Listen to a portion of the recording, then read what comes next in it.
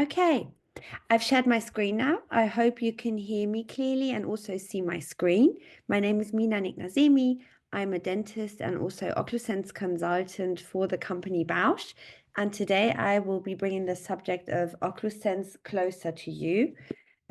I will try and keep the chat in sight as much as I can. So if you have any difficulties hearing or seeing me, please feel free to pop a note in the chat or turn on your mic. And other than that, I will get started. Okay. All right. So Bausch was established back in 1953. And occlusion to them means any contact between the teeth of the upper and the lower jaw. Any restorations, for example, fillings or crowns, mean an intervention in the system and must be monitored and adjusted by the dentist accordingly. Dr. Hans Bausch, who was a dentist himself, developed the articulating paper with progressive color transfer back in 1953 because he was aware of the importance of the masticatory forces and their effect on occlusion. In this short clip, you see the production site in Germany, in Cologne, and how the standard occlusion papers and foils are produced.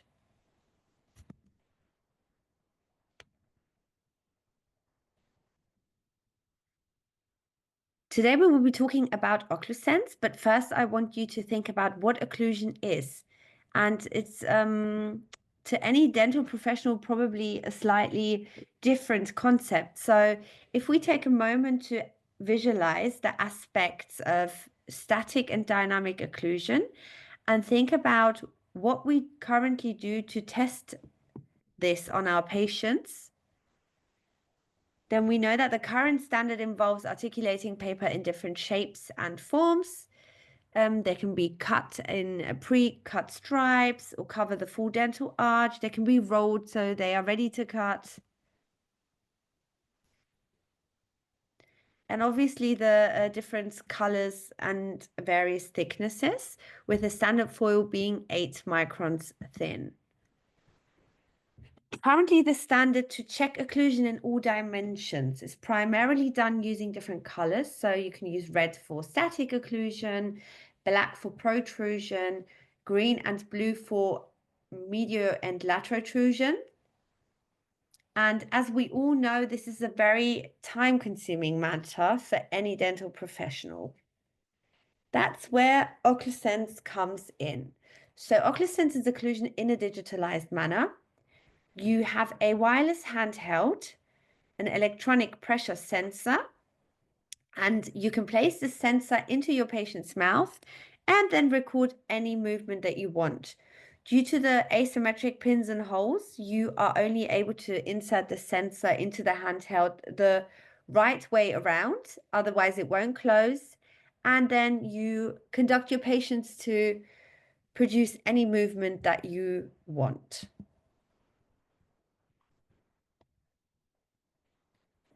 For those of you who don't own an OccluSense system yet, I would like to briefly take you through how this works. The sets consist of the OccluSense handheld with a couple of buttons, an iPad with the OccluSense iPad app, available to be downloaded for free on the Apple Store,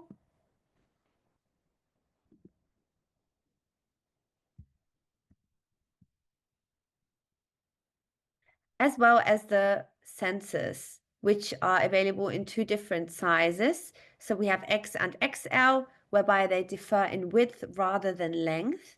And these highly sensitive sensors are able to detect 256 different pressure levels, whilst remaining only 60 microns thin,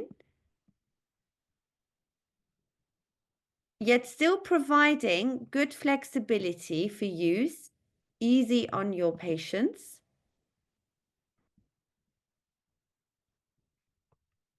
And one really important factor to me, the red color coating. So this method of occlusion control still leaves a mark inside your patient's mouth, just like the standard occlusion papers that we know.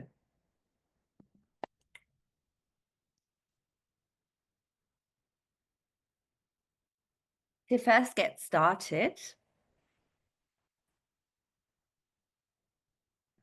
you need to ensure that your iPad is connected to a Wi-Fi. And once this is the case, you go onto the OccluSense app and start your initial setup. You will be guided through every single necessary step. And now you are ready to register the system. In this short clip, there's an overview of how you exactly do this. It's very straightforward. Open your OccluSense iPad app, tap on menu item Settings, then choose Handheld Registration. Fill in the registration form. Please enter country, name, first name, street, zip code, city, and your email address. Tap the Register button to send your registration data. A confirmation email will be sent to your email address. Open the email and press the Confirm button. If your registration was successful, a green tick will be displayed.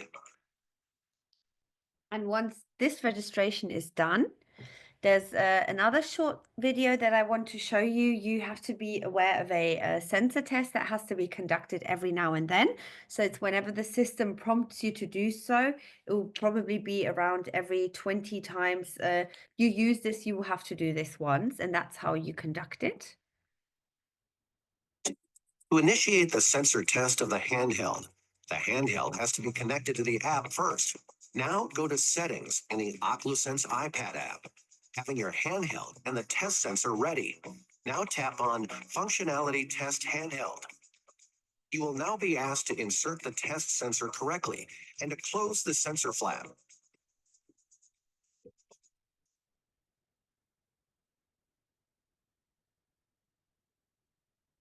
The pink colored control button to start the function test. The function test starts now. The result of the function test is displayed in the app. Now, remove the test sensor from the handheld and put it back in the storage box.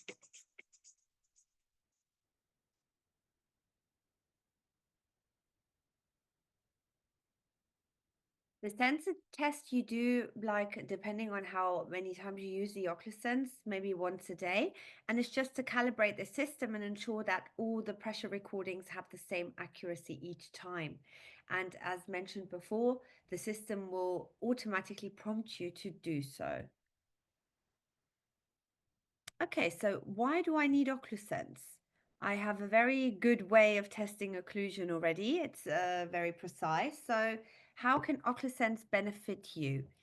If we compare the two methods of occlusion control, so papers and foils and the OccluSense, and now take a look at this visualization, we see that to get from checkpoint 1, which is the very initial contact on antagonizing teeth, to checkpoint 2, so the pathway in between initial and maximal intercuspal position, through to checkpoint 3, the maximum intercuspidation, you would have to continuously monitor the pathway from point 1 up until point 3 for an exact understanding of the three-dimensional process. And in this scenario, so when you are using occlusion foils as a control measurement, you will only be able to see what happened at point 3. So basically, you have a snapshot of one single moment in time. With OccluSense, however, I have the opportunity to look into this process at any given moment in time. And as occlusion as a whole does not consist of just the final jaw position, but also the entire movement before that position, you can now look at this as a video recording over time rather than just a single snapshot at one single moment. Do we really need that much in-depth detail for every single treatment? I mean, if we take an implant as an example, we know that the threshold for tactile sensitivity of an implanted construction is about 8 times higher than the threshold of vital teeth within their periodont. And any occlusal interferences, as for example, a construction that might be slightly too high, they will not present themselves with the same symptoms as they would on vital teeth. Therefore, any disbalance or any other disturbances within the system will be directly transferred to the surrounding components, which may lead to, for example, craniomandibular dysfunctions or implant ceramic chipping. There may be plenty of other indications whereby an OccluSense can aid in better and more precise diagnosis making. So you have the opportunity to detect hidden and also interference contacts. You can look at early periodontal damage that is due to incorrect loading. You can take a look at the force distribution within your entire dental arch and therefore avoid chipping on, for example, implanted constructions or also ceramic crowns and other prosthodontics. You can also record your dynamic occlusion and compare recordings over time. What you are also always doing is you're documenting everything, and you may use this visualization for patient education. To add a patient to your database, you open up the OccluSense app and you land on this mask. On the left-hand side, there is an add button. You simply press the add button and then fill in all the blanks with your patient's details. So from name, surname to whatever you want to have added. What you can also do is select a patient number, which is individual to that patient number which you have in your CRM system, so that you can trace every single patient back directly. To start the recording, you select your patient and then you are able to press start recording. If you don't wish to start your recording via the OccluSense app, you also have the opportunity to do so via the handheld, whereby you simply press the button. And now you are ready to start. So you place your sensor into your patient's mouth and instruct them to conduct the movements that you would like to have recorded. The data will then be automatically transferred to the iPad, and then you get these visuals, whereby the colored marks will still be left in your patient's mouth. And you can then make any decisions to adjust your patient's occlusion accordingly. The pink button you can also use to force a starting. And then you have many more options to play around with your handheld and your OccluSense, which we have summarized in the instructions for use manual online. As you saw in the previous example, the iPad recording consists of data that is differentiated through colors and columns. And what the colors tell you is more about the pressure that is being applied and the size of the contact points. Green points represent an area of contact on a wider surface, whilst orange displays something in between green and red is a punctual contact. If you take a look at the load of this bridge being transferred onto the two pillars, the left pillar has a wider surfaced contact to the ground, which is characterized by green columns. The right pillar has a punctual contact surface to the ground, which is why this is red. And the height of the columns display the difference in pressure change compared to surrounding pressure points. Looking at this unrealistic bridge, another example just to simplify this color coordination, small pressure changes are shown between green columns, intermediate pressure changes at orange, and the highest pressure change on red. To transfer this knowledge onto the three-dimensional movement during mastication, we can use this as an example. So visualize a person standing on a plate covered with needles, and each needle is obtaining a different amount of weight, or let's say pressure, from the weight that is being put on it.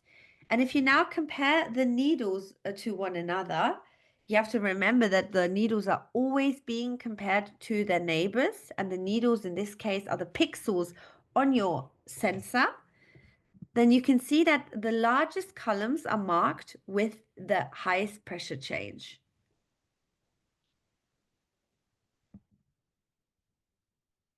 Therefore, red columns indicate high spots. They indicate initial contacts, standalone contacts, and basically punctual contacts. Whilst green indicates a low pressure difference. So this is the case for planar contacts on, for example, abrasive teeth or adjacent contacts with a similar pressure. Red does not mean alert. It's simply a color and indicates the large pressure change that is being detected compared to adjacent contacts. And this is maybe the key point you should remember, that all the pixels are constantly being compared to one another, and the readings of the OccluSense are therefore relative.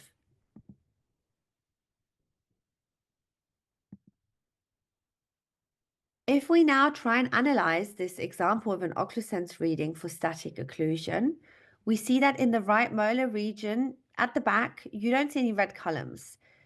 And this does not mean you have no high pressure there. In fact, if you look at the pressure distribution that is noted by the percentages around the scalings, you will see that actually the highest pressure within the entire dental arch, so 23 and 21%, is located right there. What this tells you is that there are no standalone contacts with high pressure changes, always being compared to neighboring contacts. The contact surfaces are rather planar, but the pressure distribution within the entire dental arch in this region is higher.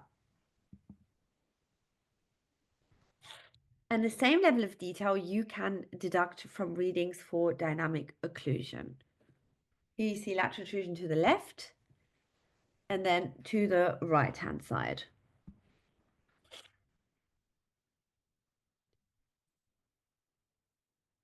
A couple of features that are quite helpful I would like to show you are the viewing options. So you have the opportunity to amend your two-dimensional and three-dimensional viewing options or go into a combined view. So this is where you do that. Right at the top, you simply press the viewing option that you would like to have seen. You also have the opportunity to rewind, fast forward, or pause any point of the recording that you want. You can do a noise cancelling via the filter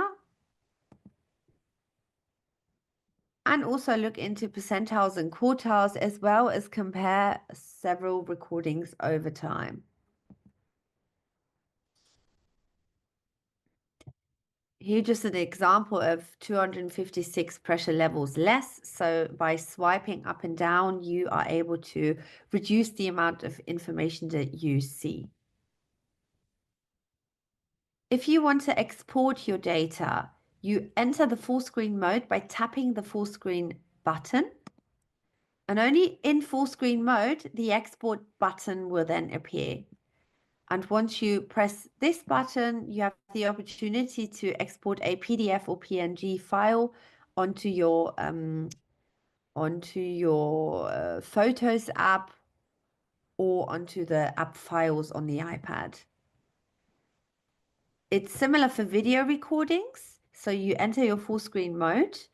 And if you have enabled the microphone, you are able to actually add some spoken comments and also use your finger to amend the viewing.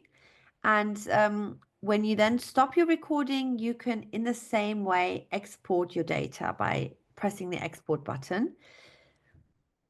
To use the app files from Apple to export the recordings to external drives, you can take a look at our network access guide, which describes this in a very detailed way. Okay, so in order to transfer all of this onto a real clinical situation, you need to ensure that your midline in the patient's mouth is also the midline in the sensor. So the sensors usually have a red triangle or a red line in the middle, and this has to be inserted into your patient's midline. And now you are able to track every mark in the patient's mouth according to the segments on the iPad app, which are shown with the black lines, and the arches on the reading in your iPad. If we look at these readings together, the blue circle indicates a 2-point regular occlusion on a molar. Orange shows you a regular occlusion on a premolar. And purple, I want you to take a look at all of the images that you see in purple.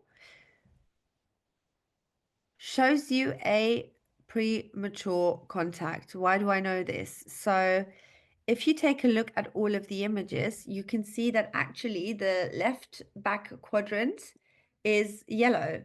Why is that in the middle view?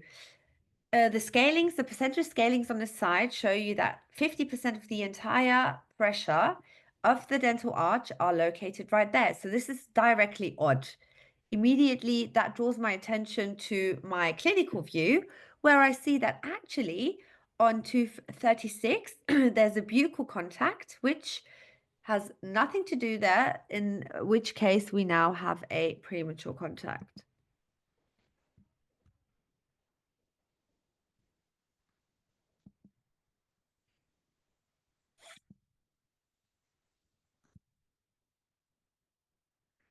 The same amount of information you can deduct from your dynamic occlusion and also from protrusion.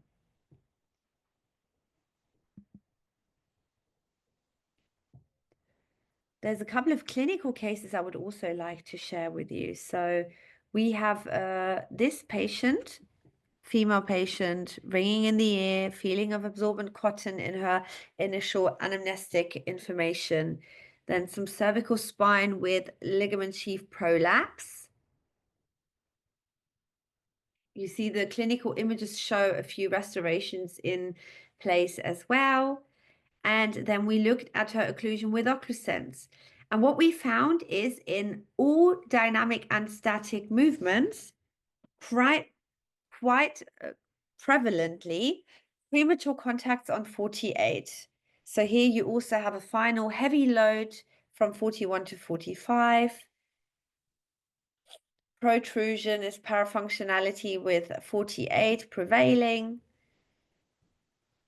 Medial protrusion to the left, same thing again. Medial protrusion to the right, it prevails. And her brachial movements showed parafunctionality over 48 still.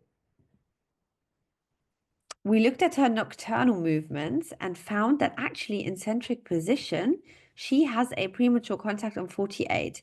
And wouldn't you believe, adjusting her occlusion in a slight way actually led to her symptomatic, which she presented herself at the start, improving.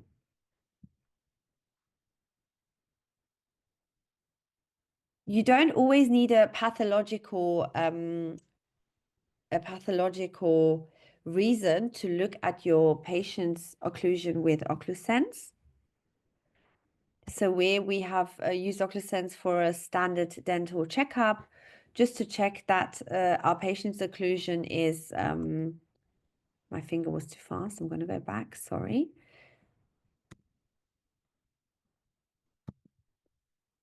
Just to ensure that the pressure distribution within this patient's mouth is evened out.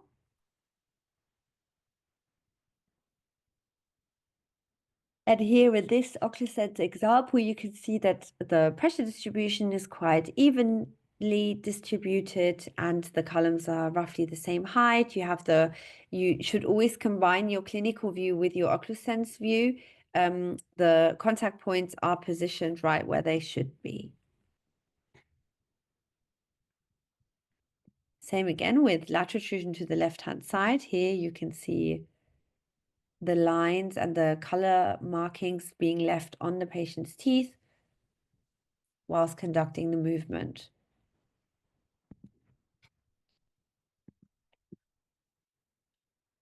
Protrusion here.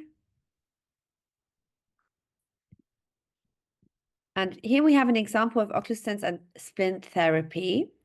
So if you look at the condylar processes on the right and on the left side, you will see different shapes and forms. We have a case of hemimandibular hyperplasia here. And according to the different developments of the condyles during the development of this patient, she suffers from craniomandibular dysfunction, whereby occlusal interferences lead to teeth grinding, especially at night. And since this patient chose no surgical intervention, we have decided to try and protect her teeth and her joints with a night guard. And usually when we check the patient's occlusions after fitting a night guard, we use a shim stock protocol to ensure that the patient's occlusion is quite evened out roughly. So in this case, the patient's occlusion with shim stock was checked. It was roughly evened out. We sent her home and scheduled her back for a checkup appointment a couple of weeks later. She came back and introduced herself with joint pains and muscle tension. We then took OccluSense to check her occlusion. And I want you just to have this complete to look at a situation without a night guard. So this is her occlusion, her standard occlusion. And let me rewind this. It's quite easy to see that she has an open bite on the left-hand side. So this is the beginning. She bites. This is her occlusion. And as the bite advances, the contacts advance as well. The force distribution, however, is not evened out. Here in this clinical image, you can see the open bite much better. And since she presented herself during the checkup appointment with some issues still, we then looked at her occlusion with OccluSense as well and found the following.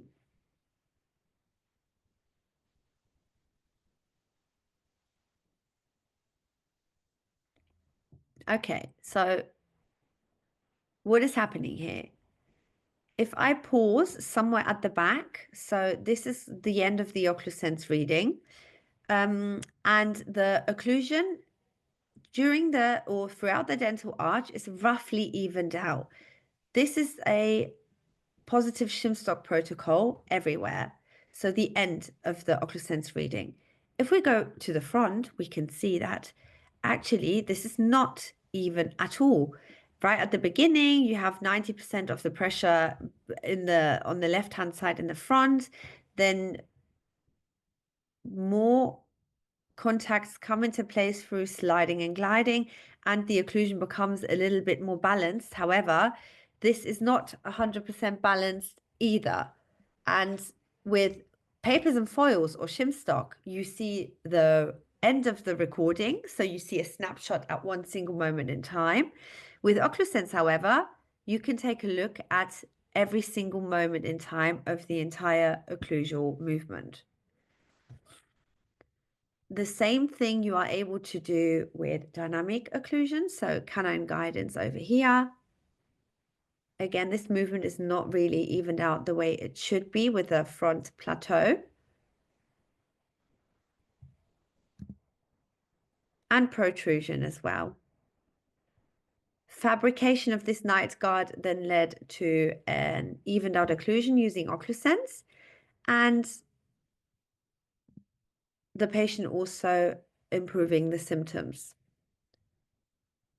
So the most relevant question maybe for now, does OccluSense replace your articulating paper or the foils?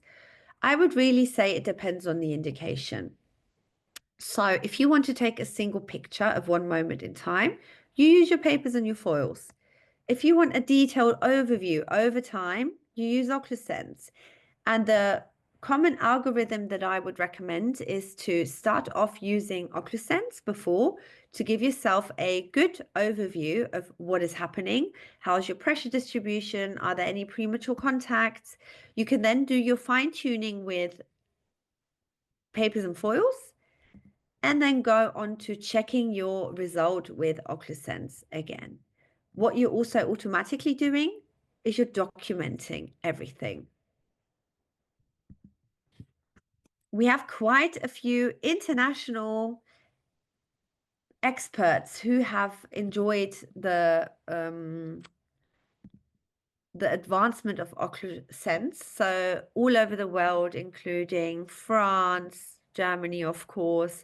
Then we have England, Turkey, Brazil, many experts also working in universities who have used OccluSense for plenty of different indications, as well as CMT, prosthetics, implant prosthetics, and so on. To get started with OccluSense, you will need an iPad, the app, which is free to download on the Apple Store, and a Wi-Fi connection. The BK5000, so this is your starting kit, will contain everything you need to get started. So an inductive charging station, the test sensor, a few sensors to get you started, the instructions for use manual, as well as a little case to keep all of your items in. Thank you very much for your attention today. I hope that I was able to bring the concept of digital occlusion and OccluSense a little bit closer to you. If you have any questions, feel free to turn on your mic or type them in the chat. I'm going to open the chat up now so I can take a look at anything popping up in there. And if not, feel free to also note down my email address. If you have any questions, pop them to me via email, or we can get connected via LinkedIn, and feel free to also ask over there.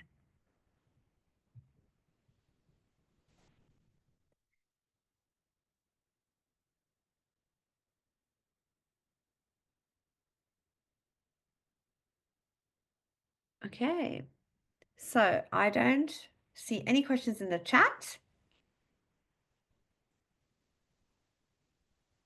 As said, feel free to note down my email address. If anything comes up in the future, pop me an email and then I will respond. And if not, then I wish you a very good weekend. Thank you very much for joining me today. All the best.